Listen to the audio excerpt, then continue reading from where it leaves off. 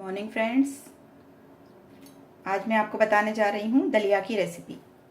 दलिया मीठा भी बनाया जाता है और नमकीन भी बनाया जाता है। तो आज हम बनाने जा रहे हैं मीठा दलिया। तो मीठा दलिया के लिए मैंने 1 कटोरी दलिया लिया है, बारीक वाला लिया है मैंने। आप चाहें तो ये बारीक दलिया है, आप चाहें तो मोटा वाला भी ले सकते हैं।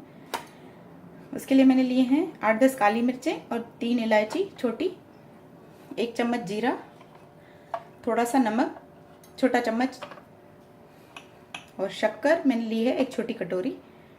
और उसके अलावा हमें चाहिए शुद्ध घी 2 चम्मच और तेल चाहिए हमें 1 चम्मच। तो चलिए बनाते हैं मीठा दलिया।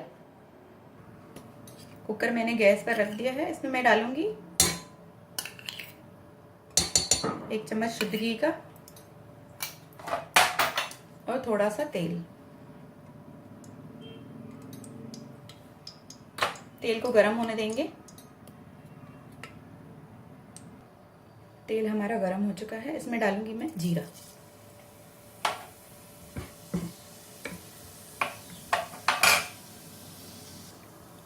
जीरे को हल्का सा ब्राउन होने देंगे। अब डालेंगे इसमें दलिया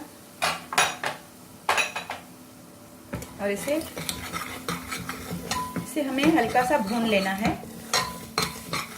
हल्का सा ब्राउन होने तक हमें भूनना है, ज्यादा काला नहीं होना चाहिए।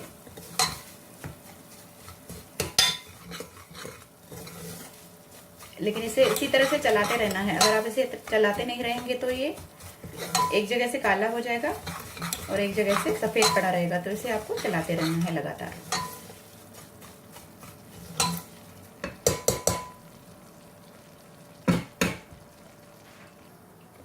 तो आप देख सकते हैं इसका कलर चेंज होने लगा है।